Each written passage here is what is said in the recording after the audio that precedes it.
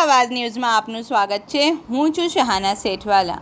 ધભોઈ તાલુકાના યાત્રાધામ ચાનોડ ખાતે શ્રાદ્ધ પક્ષના દિવસો ચાલી રહ્યા હોય પિતૃઋણમાંથી મુક્ત થવા પિતૃતર્પણ પિંડદાન શ્રાદ્ધ વિધિ માટે ગુજરાતના પ્રસિદ્ધ દક્ષિણ પ્રયાગ તીર્થ ક્ષેત્ર ચાંદોદ ખાતે રોજે રોજ હજારોની સંખ્યામાં શ્રદ્ધાળુઓ પધારી રહ્યા છે। ધભોઈ તાલુકાના યાત્રાધામ ચાનોદ નર્મદા નદીના કિનારે પિતૃઋણ અદા કરવાનું પર્વ એટલે શ્રાદ્ધ પક્ષના દિવસો હાલ ચાલી રહ્યા હોય ગુજરાતભરમાંથી ભાવિકોનો શ્રાદ્ધના વિવિધ વિધિ વિધાન અર્થે ઉમટી પડતા ધન્યતા પામી રહ્યા છે। શ્રાદ્ધ ચંદ્રિકા અનુસાર શ્રાદ્ધથી વધીને બીજી કોઈ કલ્યાણકારી વસ્તુ નથી। મનુષ્ય શ્રદ્ધાપૂર્વક પ્રીતિઓનું શ્રાદ્ધ કરવું જોઈએ। શ્રાદ્ધ કર્મ આપના વડવાઓ પ્રત્યે ગુનારૂગી બનવાનું સ્મૃતિ પર્વ છે। આપનું અસ્તિત્વ જેઓને કારણે છે। રિપોર્ટ રફીક મંસૂરી।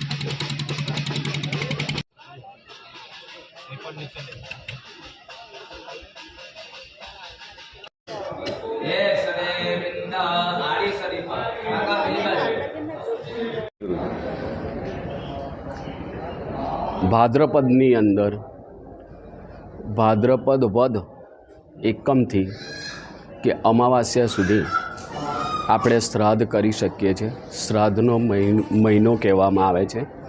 એમાં કન્યા ગતિ સવૈતરી એટલે કન્યાનો જ્યારે સૂર્ય થાય, તુલાની અંદર સૂર્ય ના આવે ત્યાં સુધી આપણે શ્રાદ્ધ કરી શકીએ છીએ, પણ કન્યાનો સૂર્ય થવો જોઈએ પછી આ શ્રાદ્ધની શરૂઆત થાય એટલે કન્યા ગતિ સવૈતરી શબ્દ બોલવામાં આવે છે।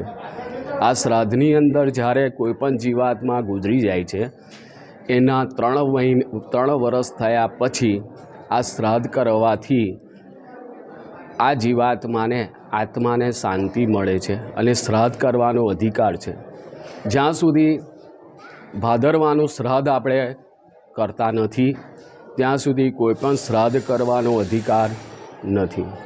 દરેક વ્યક્તિ દરેક દીકરાએ શ્રાદ્ધ કરવું જોઈએ। આ ભાદ્રપદની અંદર જે દીકરો શ્રાદ્ધ નથી કરતો એ શ્રાદ્ધમાં એની ઉન્નતિ થતી નથી।